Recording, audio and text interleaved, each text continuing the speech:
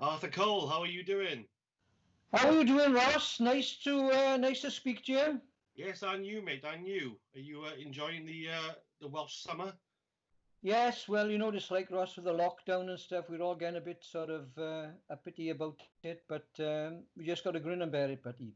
Yeah, mate. The beer bug will it's with us and it's causing problems, but hopefully we're coming to the end of that now.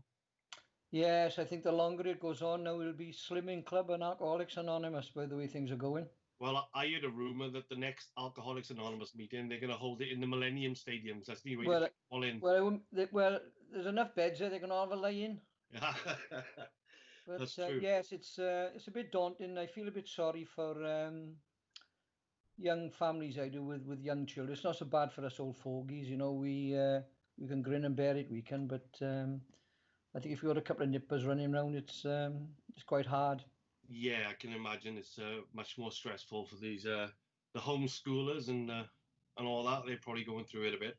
I think so, yeah, without a shadow of a doubt. Yeah. So what I thought we'd do today, mate, as writers and writers of poetry from Wales, is we just spend a bit of time probably reading a few poems about this the land that we are from. I know you're a Cairo boy originally. That's right. Yeah, I'm from Caira, which is at the top of the Maesteg Valley. It's a small coal mining village. It is. It was actually. There were 3 coal mines within 3 miles, but obviously it's all shut now. It's decimated, the valley is. So, but I'm born and bred, and I'm quite proud. When people ask me where I'm from, I say Caira, and I'm very very proud of that. Well, I'm Penrith boy originally. Well, there we are. I played soccer against Penrith many years ago. All right. Yeah. A few Oh games well. against Penrith.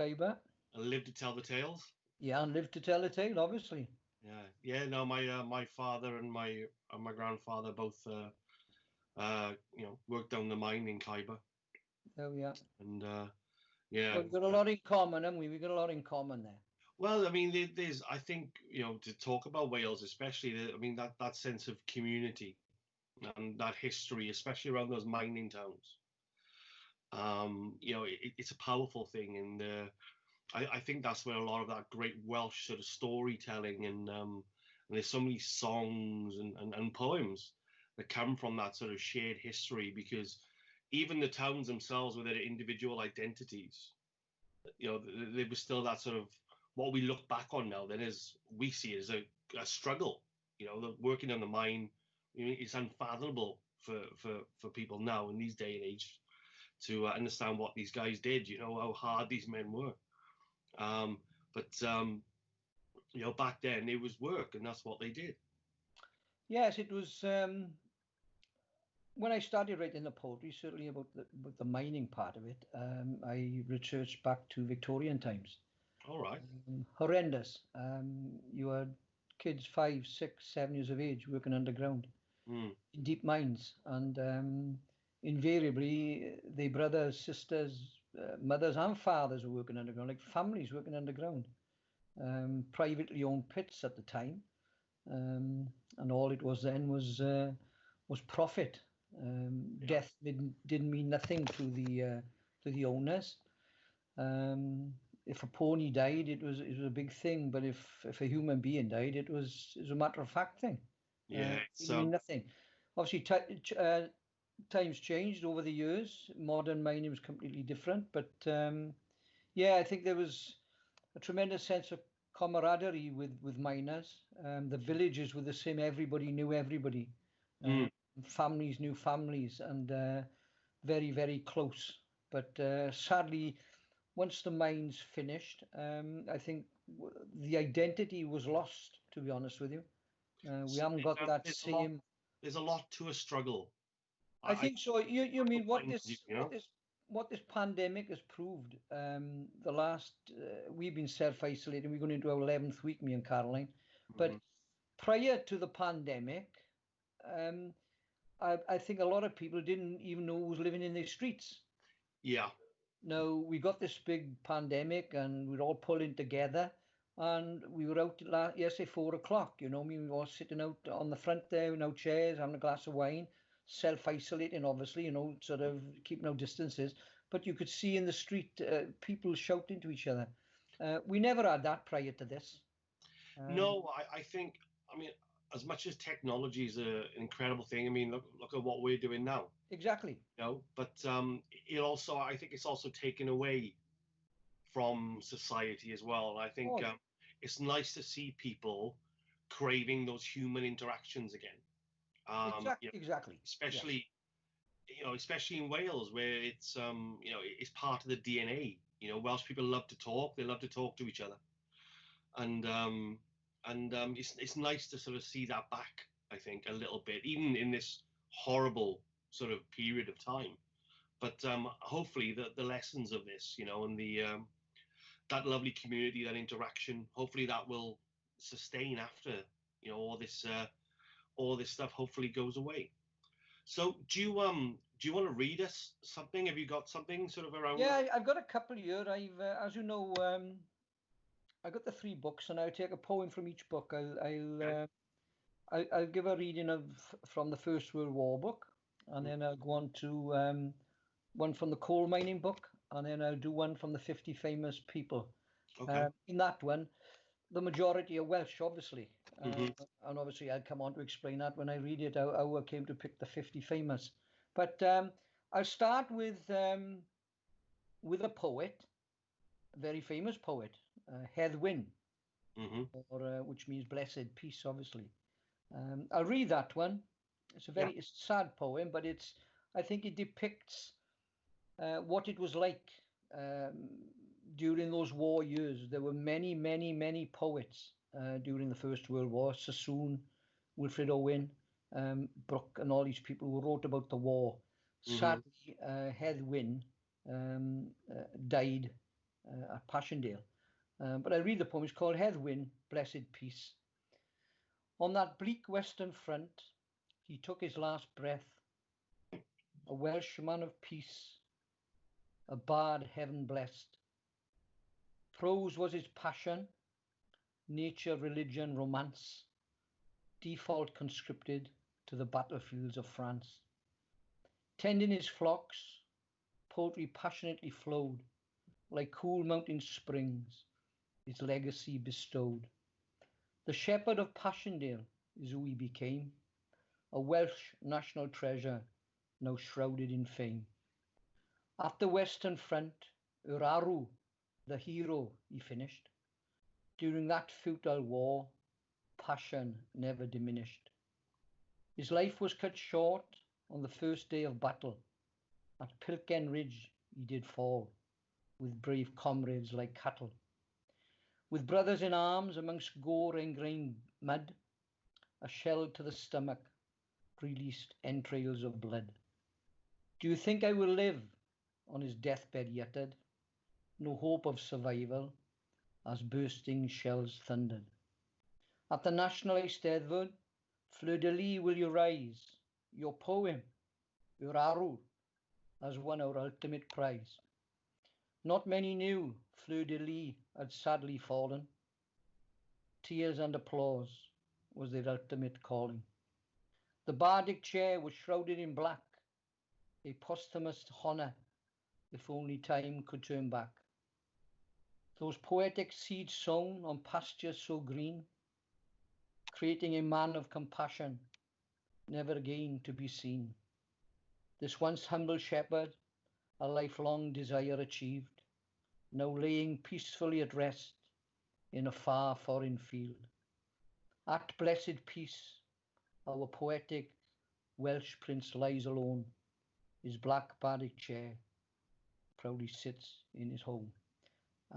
I wrote that after a friend of mine mentioned it in conversation Hmm. about Ellis Humphrey Evans, Hedd Wyn. And as I say, he died at the Battle of Passchendaele in Belgium in 1917. He had just finished the manuscript, The Hero, and as I said, he won the Bardic chair. They hadn't realised that he'd been killed, and obviously the chair is at his home where he grew up in the farmhouse. Yeah. So that's the type of man that he went to war in place of his brother. So really, he shouldn't have gone. but he went in place of his brother and sadly got killed. But yes, I can imagine him in the fields tending his sheep, writing poetry. Yeah. Beautiful day like today, streams running, fabulous, fabulous. So you shut your eyes and you can see him there. Yeah. Yeah. So that was one of the first ones I wrote. And how long ago did you write that, Arthur? That one I started writing the war early 2016. And then obviously I've steadily written consistently since. Basically, it just came out of the blue. The writing. I loved the World War poets in school, but I never did anything. I left when I was 16, and the next time I start writing is I'm 66. Right. So it's a 50-year gap.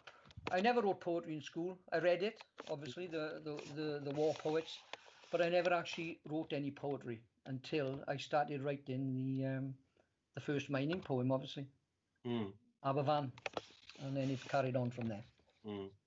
Yeah, I mean, for me, it it started in school. The love of poetry as a medium definitely started in school. I was lucky enough when I got to comprehensive school, Aberdeen Boys. I had an English teacher by the name of Mark Jeffries, who was one of these incredibly dynamic and engaging teachers, who had an art to bringing poetry to life in how he read it and how he delivered it and how he got us to dissect it, because passion's infectious like that.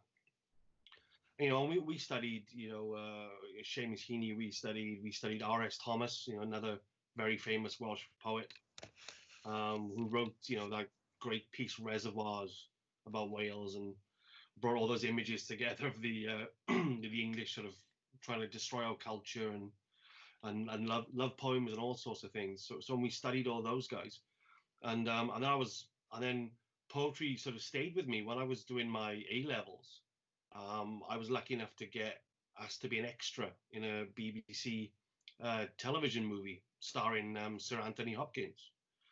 Anthony Hopkins was doing a film called Selected Exits about the life of Gwyn Thomas, the Welsh writer.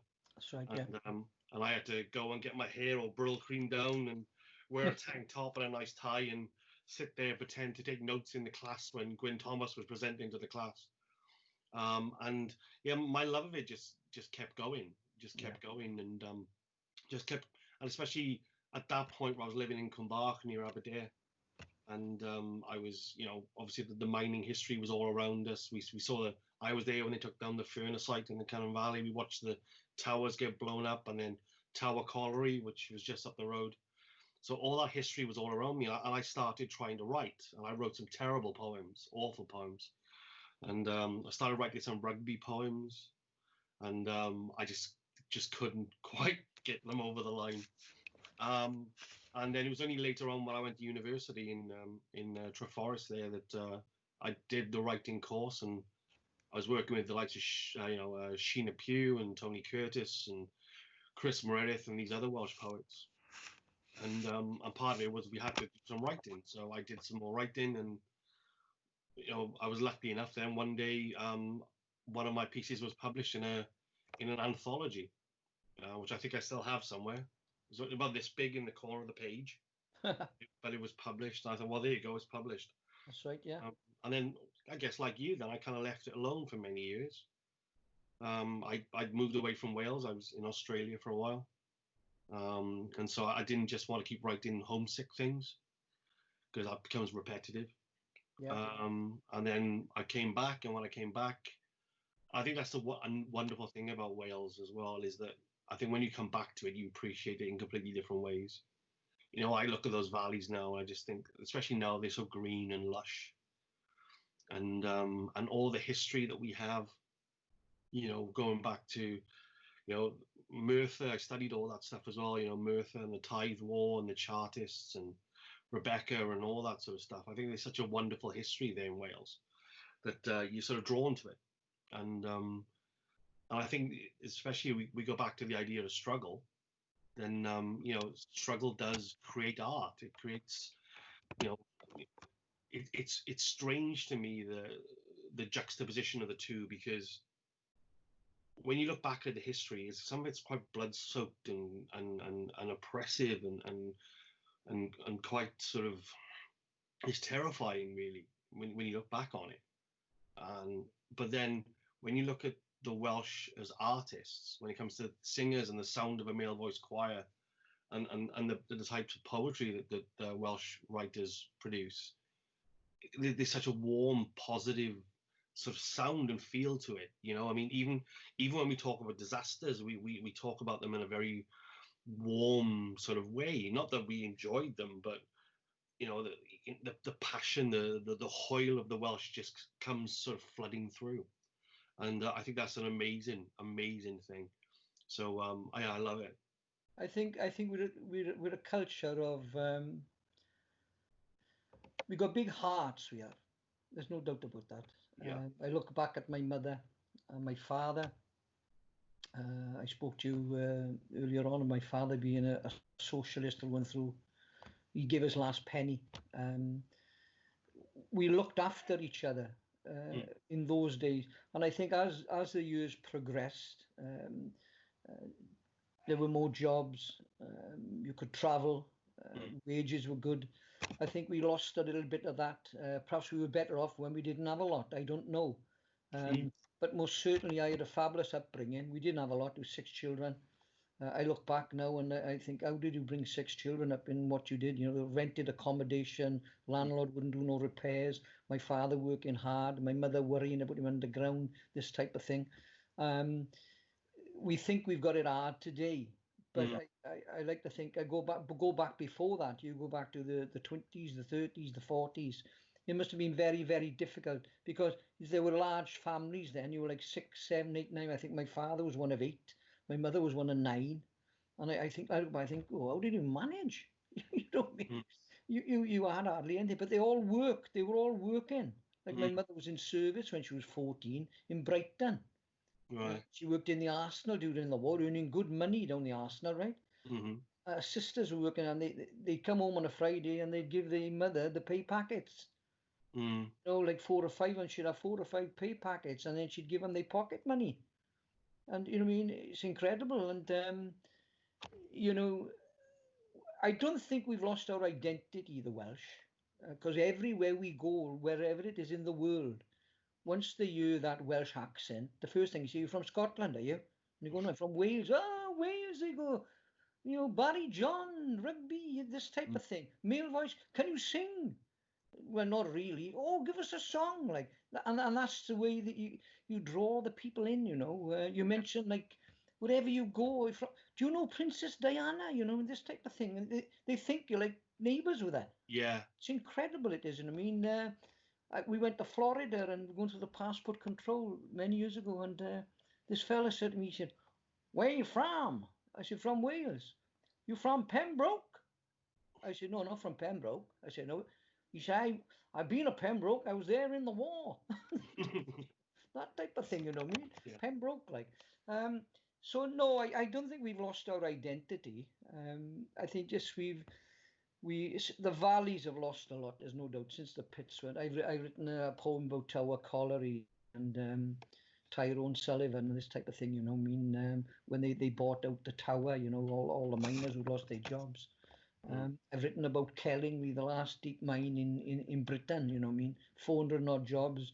There was work there, you know what I mean? I don't mean to be political, but it was shut by the government. It was the last one, they shut it. There was 5, 6, 7 years work there, but they shut it. They promised them this and they did that. You know what I mean? So, but I think we've got our own identity, the Welsh have. You know, it's like Burton and Anthony Hopkins, you know, anywhere you mention the names anywhere in the world, like, and they pop up, like, you know, you've seen the films, they've heard Richard, like my poetry, I don't like reciting my own poetry. I prefer other people to do it. And I can imagine Richard Burton reading that.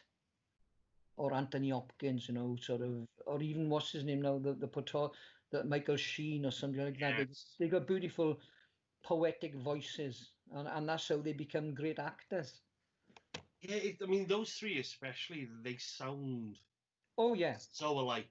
You know, I mean, Yeah, I think Anthony Hopkins and Burton had the same vocal coach. yeah, I think. yeah. But yeah, I mean, I love listening to Sir Anthony. I Sir mean, Anthony. Yeah.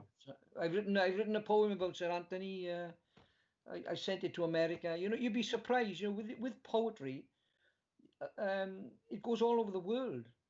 Like mm, I had people. I did Sergeant Stubby, who was the most decorated dog in the First World War, and I just put it on my site. And the next day, some woman from America getting in touch.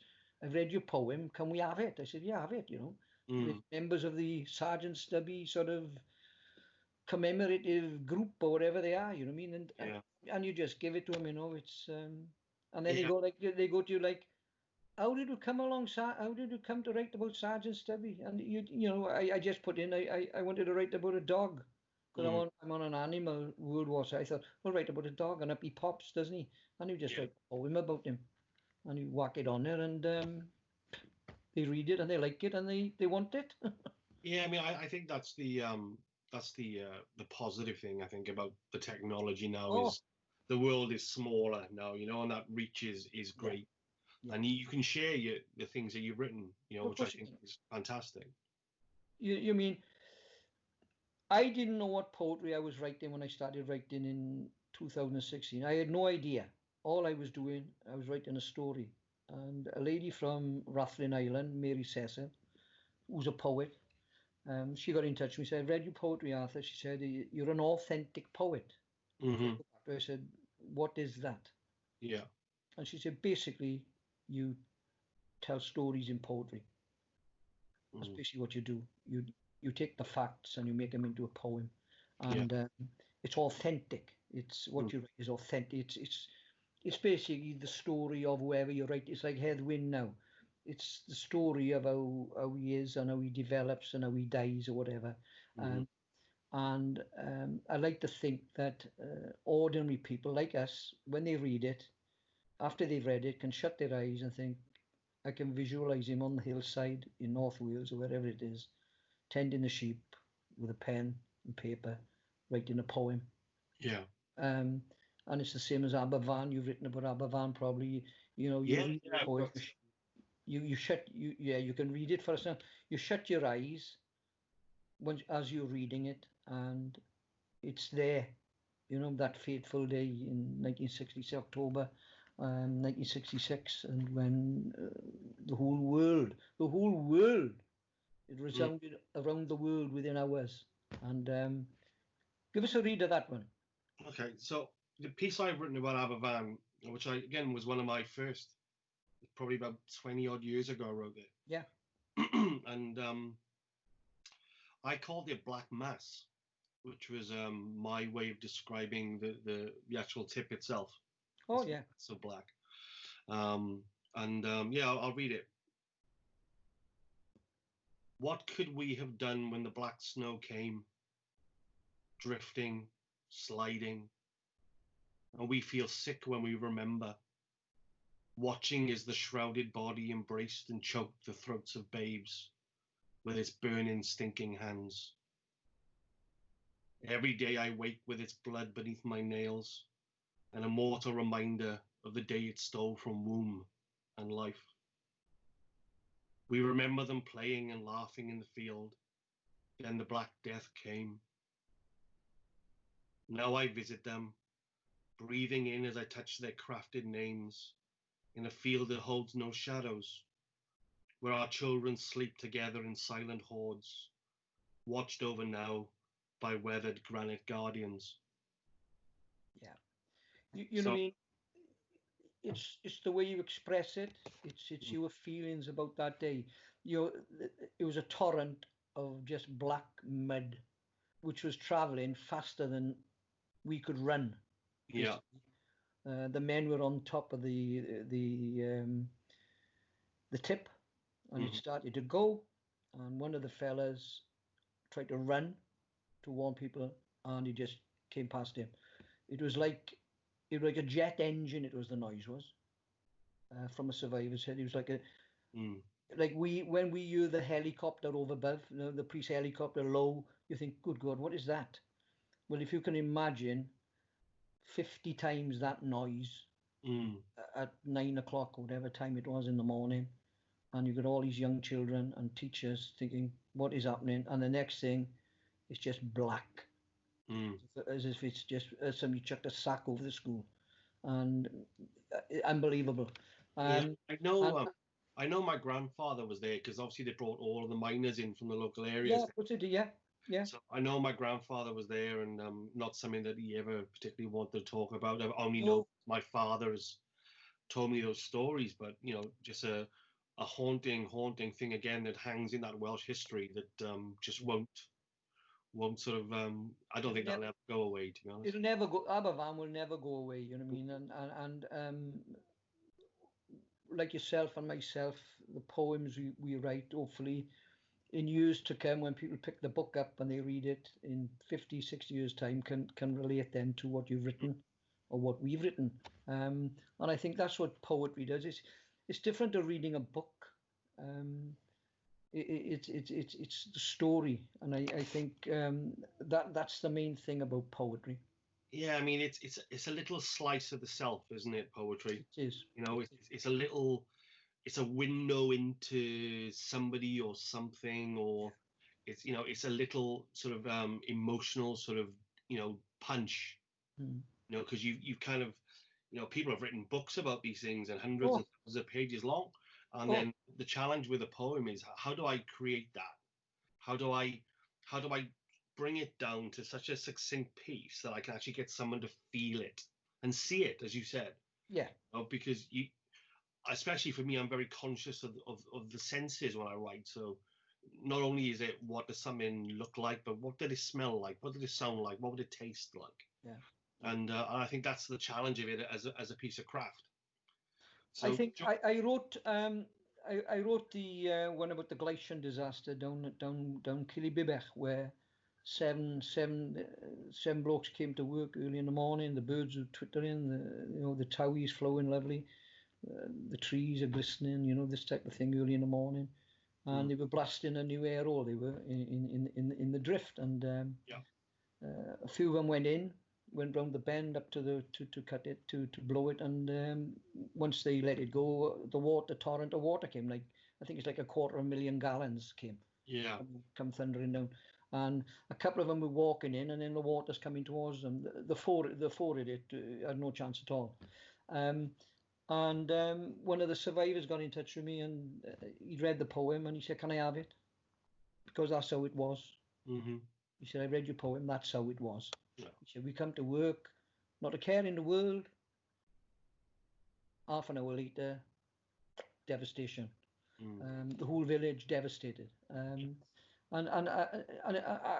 Because initially I thought he was taking the mick, like, who's this man who I don't even know, getting in touch with me saying, "Can I have this poem?" Because I was one of the survivors, and it makes you feel, it's a feel-good factor as well. And I say, "Well, why do you?" He said, "I want it for my grandchildren." And I think that's perhaps how poetry does it. It can come down in generations. It's like Wilfred Owen, Sassoon. Their poems are there forever. Yeah, I mean, and with the Welsh, I mean, I think that tradition has continued as well, because sometimes it is about those 3 or 4 lines where you strike a chord with someone so deeply that they go, "Do you know what? That's how I wish I could have said it or explained it." Let's not get too highbrowed. No. This is the knuckle of it. I think over the years, certainly, like I say, I read poetry in school. I never read it in between. I was told by an actor, well-known actor, have you read Stephen Fry's book on poetry? He said, "You've got to read it, Arthur." I said, "Fair enough, I'll have a read of it." And he said to me himself, he said, "You won't read it, will you?" He said, "You're not going to read it, are you?" And when he met him, I only had like half an hour with him. He said, "You were not going to read it, Arthur." I said, "Yeah, I'll have a read of it." So when I got it from the library, I read 10 pages. Yeah. I closed it. I said to Caroline, "I don't understand what the man's talking about. I have no idea what he's telling me what to do." Yeah. So I didn't read no more. It's about that thick. And I thought, he can't tell me really how to write poetry because I'm already writing it. You mean? It's such a personal thing, isn't it? Yeah. What I didn't want to do was copy what he's saying. Yeah. To do. Now, and that's why I don't read a lot of poetry. I don't want to get it sucked into this sort of way of copying what other people. It's like the thrillers I write. I don't want to read. People say to me, "Do you read crime thrillers?" I say, "Why do I want to read crime thrillers when I'm writing my own?" Yeah. You know, I don't want to be copying Lee Childs and some other bloke. I just want to put on paper what's in my head. So, and I think what it's done with over the years with poetry, they've isolated people from it. Ordinary people now pick a book of poetry up and like read and think, I don't understand that. What's that? Well, there's been that explosion in music as well, I think. Yeah. And especially for me, in my opinion, one of the greatest Welsh poets is Mike Peters of the Alarm. Oh. And even when I think about, especially that song New South Wales he wrote. Oh. When he delivers, great is the rape of the fair country and all that, it's goosebumps, right? And and maybe so poetry is still there. It's probably just in a different forum, just trying to get into people that way. So it's because it's the same thing. A song lyric is a poem. Well, of course it is. I mean, a friend of mine have done 2 of my poems. He did Life on the Streets, which is like 6 verses of people. And next minute he sends me this thing. He said, I put a melody to your poem, and it's beautiful. Waterfall, the one Carl sent me a picture of a waterfall, and I wrote a waterfall. Next minute, Steve James sent me, he said, I put melody to your water, and I think, gosh, I like that. I like that. And all Steve, he's in the house in Spain, and he's got his computer, his piano and stuff, you know what I mean? And he's there with his headphones, and he's writing music. Yeah. But like you say, the lyrics, as long as you've got the lyrics, you can put the melody to it. So if you've got especially rhyming poetry, I know you don't do you don't do a lot of rhyme, but mine is rhyme. I basically do rhyming poetry so people can understand it basically. Yeah. And you know what I mean, if it's rhyming poetry, you can probably write a song about it. Yes. Basically, as long as you've got that structure in the poem. Yeah. And then they can make up their like chorus. They can make the chorus up themselves. If they get the first verse and they know what it's about, they can put a small chorus in after the first verse, and then it carries on. So you can end up with like a six verse poem, a song, which is what he did with Life on the Streets. You know what I mean? And it's I know I wrote it myself, but it's a poem that explains about being on the streets in Cardiff. You know what I mean? I was there one day and I said to Carl, I've never seen so many people on the streets yet. I got to write a poem about it. Yeah. And I get the first line and I'm away to go. It doesn't take long, about 20 minutes. Well, you'll have to get them to add it to the Facebook so we can all hear the song. Yeah, I it's on my Facebook, but it's way back. See. Yeah, reshare it, mate. Reshare it. That'd be great. Yeah, you know what I mean. I'll put it on after. It's cracking. It's and I said it's bloody cracking. That is because you got the melody to go with it. Yeah. It's incredible. I never thought when I wrote it, Sonny put a melody to it, but he saw it. He said, "Oh, I put a melody to that." It's great. It's, like you're saying, it's brilliant. Like Mike Peters and all these songwriters. We got Manic Street Preachers, Stereophonics, Catatonia. The Stereophonics. What's the one? Local Boy in a Photograph. Right? People like. So I say to people who love it, I said, "What's it about then?" They go, "What do you mean? What's it about?" It's about Kelly Jones's friend who he played soccer with, who committed suicide. You mean? And when you tell people that, they play it and they ring me up and say, "I never bloody knew that," but it's in the song, in the lyrics. Local boy in a photograph. The train being stopped and all this type of stuff. It's about his friend. So you know what I mean. You can I like delving into, especially with music, the associations between different people, like Roy Wood when he was with Move, when he was with Wizard, Jeff Lynne, ELO. They're all intertwined. They're all intertwined. They are, right. They've all been in the same bands at one time or another, and then they've gone off their different way. The Hollies, Graham Nash, when he left the Hollies, why he left the Hollies, and he goes in with Crosby and Stills, and it's just a three. Then they get Neil Young on board, and they have a super group. You know, when you look at the lyrics of Neil Young's song, you know, they're outstanding, man. I mean, Harvest Moon, I think, is one of the best songs ever made. Fabulous. You know what I mean? The damage the Needle have done, you know, with the drugs, and you think, Christ alive. But these blokes have been through it as well, man. You know? They've been through all these phases. They've taken everything under the sun. But it's you know, it's part of it, isn't it? And again, I think that's why we go back to, you know, to the thing about Wales, and struggle does create art. It creates expression, and when you have expression and emotion, that's when you end up having things like music and poetry and dynamite. It is. It's dynamite. Yeah, so but there we are. Do you want to give us another one, mate? Right, I'll give you. I'll do a coal mining one. Okay. I wrote this obviously when I was growing up. I'm one of 6 and 5 boys and a girl, so the boys were all played together, obviously. And one of my biggest memories of growing up is the pit ponies, because every 2 weeks every year they were brought up from the mines. That's the 3 pits, and stabled and then put in the fields for 2 weeks. And my father always said to us, I don't want you riding those ponies, because people should try to ride them. He said, you don't dare get on the back of them ponies if they work hard enough underground. They were looked after, man, you don't get me wrong, but you know, they've done it for like 50 weeks of the year. The only time they come up if there was something wrong with them, and the vet had to see them. So I wrote Pit Ponies, and when I do the talks, and I read a couple of poems, I give this one because the women love it. You know, they love Pit Ponies. It's called Pit Ponies. I was 4 when I started my life underground, stabled below, coal dust would abound. Miners, my friends, they treated me well. For one oh so young, the face was like hell. The dust and the gas, the putrefied air, the miners would crawl on their bellies and sides. After pulling the journeys for 8 hours a day, I lay in my stable on soft and warm hay. 50 weeks of the year we'd work together. Think what I'd give for fresh air and fine weather.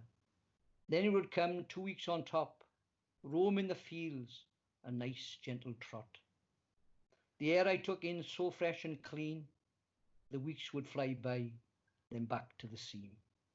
10 years I would work with the brave men below, but my time it did come, up top I would go. Up in the cage, the top of the pit, they patted my head, saying, you deserve it. Checked by the vet, then down to the field, where for 2 weeks a year, I was always spring-heeled. A pit pony's life was hard and so tough.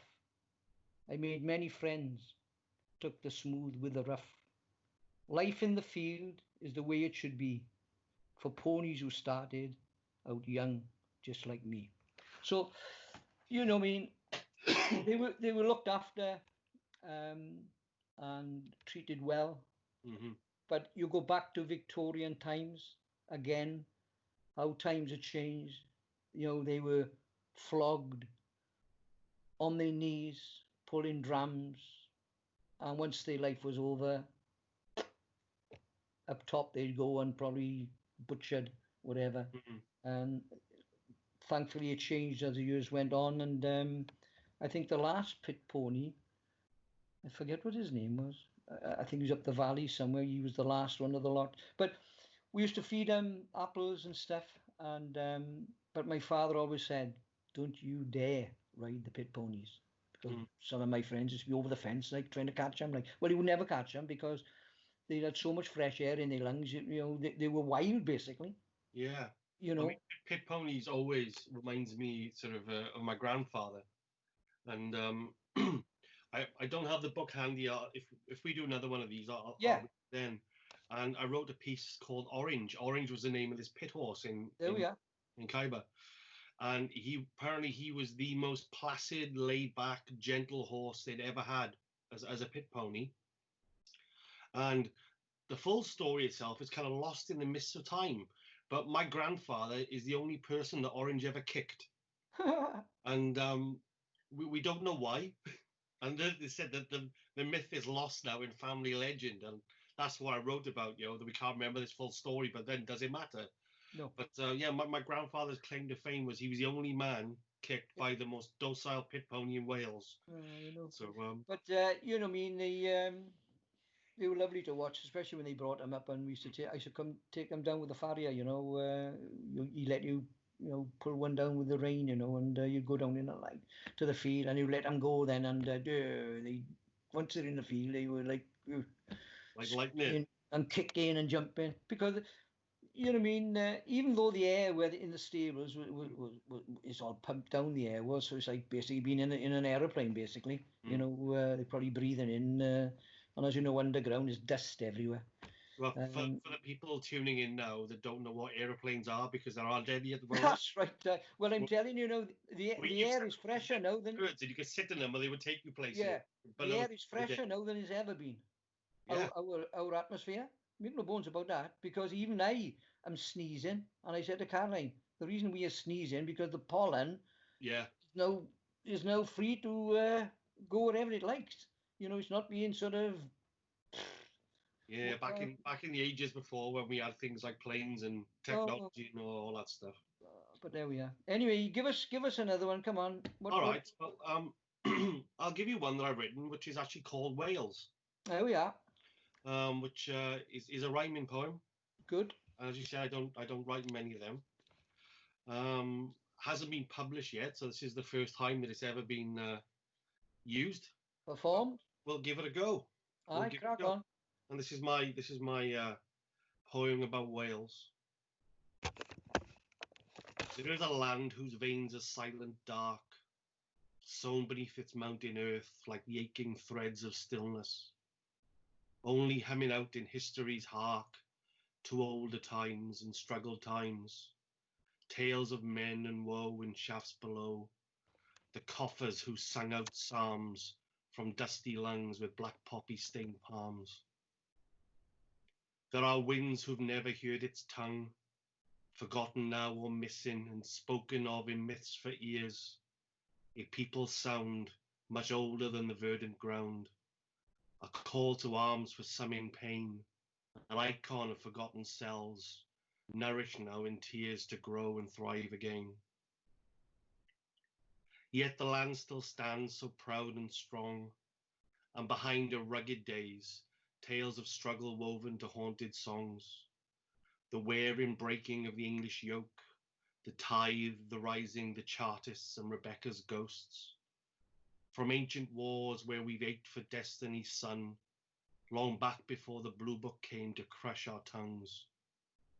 But still we stand as people, bards and patriots all, determined Cymru, land of my fathers, land of songs.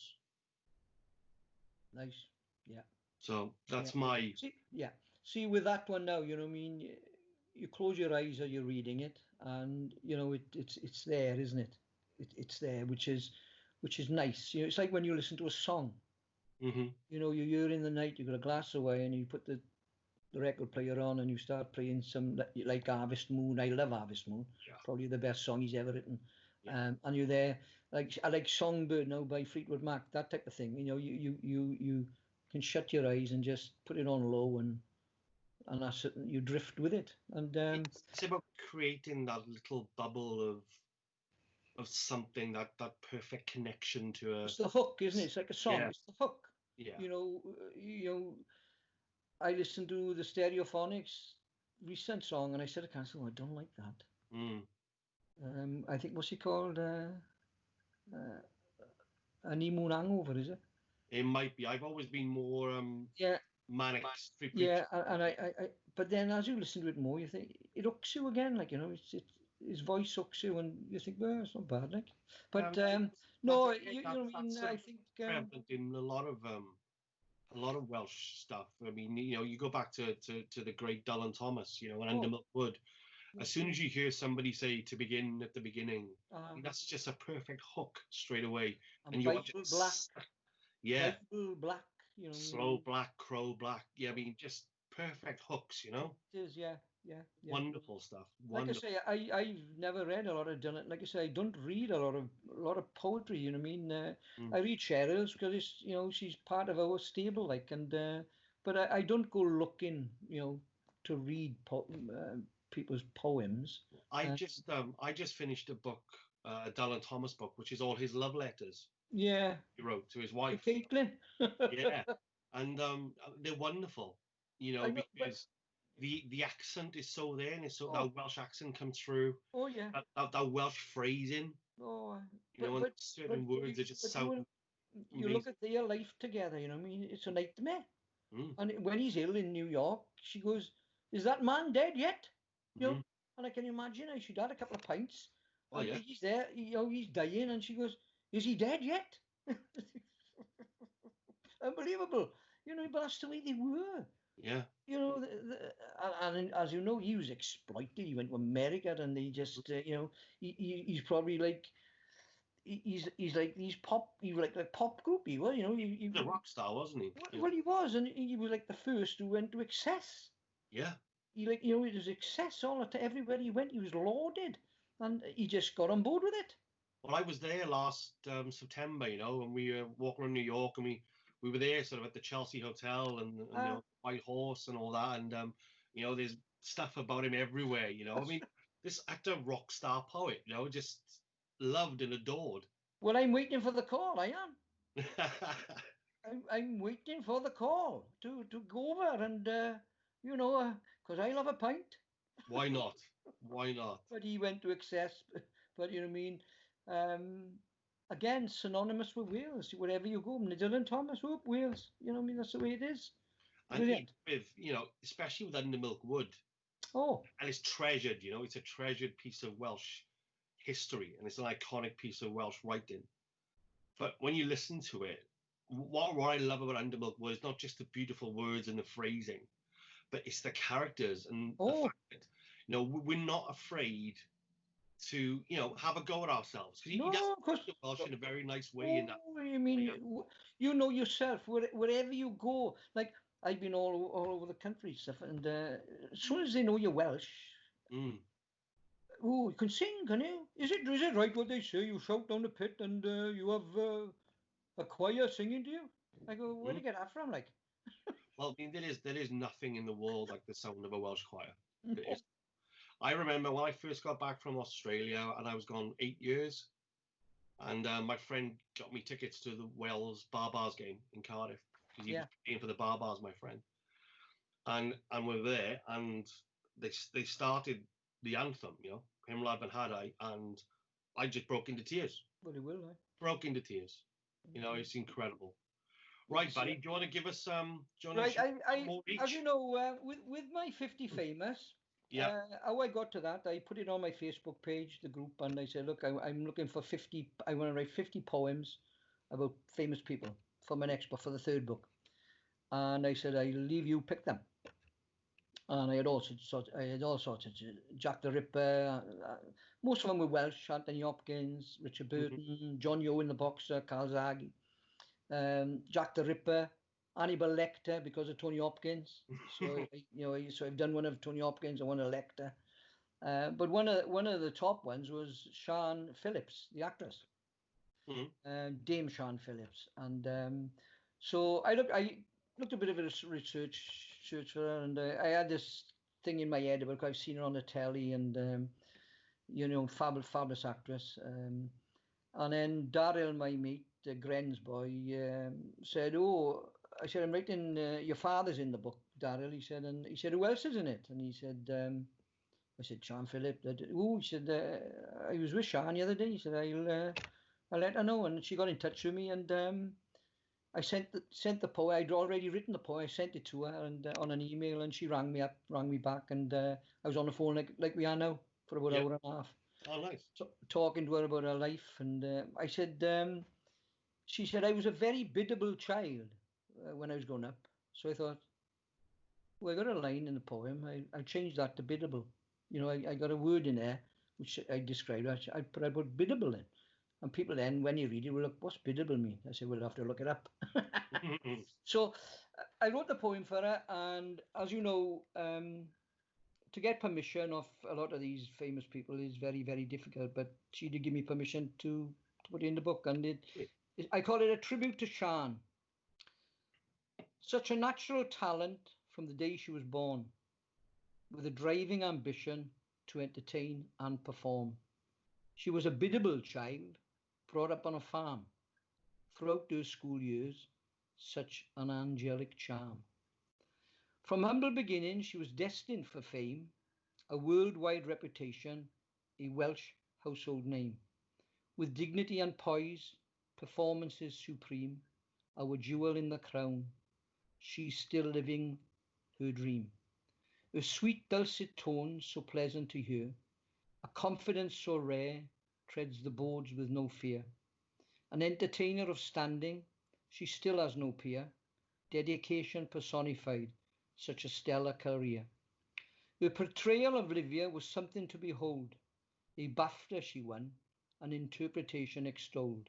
Faithful, self-assured, a woman of substance, roots never forgotten, loyalty in abundance. A role model for many who aspire to the heights, just watching her perform, such a wonderful sight. Her contribution to drama, a legacy forever, showing what can be achieved through honest endeavour. Her passion for Wales still flows through her veins, our national treasure, long may she reign. A bardd of the Gorsedd, Sian o'r Betws her name, an entertainer so blessed, we must proudly proclaim. So anybody who's seen her, the way I wrote it, anybody who has actually seen her and then listens to the poem can sort of shut and visualize. I can visualize her now in the kitchen with her apron on and a beautiful Welsh lilt. Yeah. Still, she's still performing now. She's a dame now, obviously. Yeah. But Welsh, you're talking about the Welsh, you can cut her in half and it's Cymru right through. Absolutely. Simple as that. And I think that sums her up, sums Richard Burton up, Hopkins up. You know what I mean? They were Welsh through and through, proud of their roots. Oh yeah, I mean, and that lineage, those roots you're talking about, you know, so again, so important. They shape us. Yeah. Us, you know, and I was talking earlier about Orange the Pit Horse, you know, my grandfather, and you know, one of my fondest memories from when I was younger was going blackberry picking with him and walking the mountains with him, and you know, well, sometimes not fond because he would walk for miles. And oh yeah, my father was the same. And you know, but it's great that we have that, and I think you know, it's probably not just uniquely Welsh. I think everyone around the world has it, but you know, it's definitely something I think that creates this, you know, naturally passionate society. You know, you only see rugby and everything else. And as you know, there are a lot of people. I know there's a lot of on my group who have got talent. That's why I started the showcase for talent. Mm-hmm. You know, a poet, a painter, a musician, I've asked them to join it because when you scroll through, you've got all sorts on it. You've got wood carvers, you've got poets, you've got painters, you've got singers. Mm. And they put this stuff on. I trawl through it because I'm the admin, you know, and I trawl through it and I look at some of the stuff. You know, Chris Wood, the wood carver. I don't know if you've seen his stuff. No, I haven't. Oh, well, are you on a showcase? I'm not sure. I'm not sure. Just join it and I click you on. All right, man. This one here. See the miner? Yeah. He's a 9-foot oak miner up in my stag. He's called the keeper of the collieries. He's 9 foot, right? You walk up to him, and when you're walking towards him, you think it's a miner. You think he's coming towards you, but he's a 9-foot oak statue, carved by Chris Wood from Gwent, from Newport. And what they've done up there, they've planted, I think it's 1 million bulbs, right? And thousands of trees up there, right, on where the old colliery was. And in years to come, it'll be a woodland full of bulbs and trees. It's absolutely. But he carved that, and it's to look at it. He's 9 foot. He is, you know. I mean, it's brilliant. Yeah. But so I asked him for permission. He said, "You don't need my permission, Arthur, to use that." I said, "Well, I put you in the book because he's going on the front, like." Yeah. And David put the winding gear there. Then David's idea was put the winding gear there, and I think it's a stunning It's a cover. very striking image on the front of that book. For mining, see, for a mining cover. But there we are. Right. Well, I'll read one more. Lovely. It seems I've been talking about my grandfather obviously died a few times today. So I'll finish with like a little memory, I guess, of the days I spent wandering the hills of the Cannon Valley with him, and I do blame him for having such short legs now. we walked that far, but I always remember a certain time of year that the hills in the Cannon Valley would go a really odd sort of colour, and there would be an amber to it, but it would be grey at the same time as well, and you could see the paths going through it. And I called this poem "The Cardigan Man and Amber Grey," because those are the two things that kind of go together. So we'll do this one. As a child, I watched him age when we walked, carving our paths on mountain turf. We trod down grass that soaked our feet and bruised white socks with leather dye.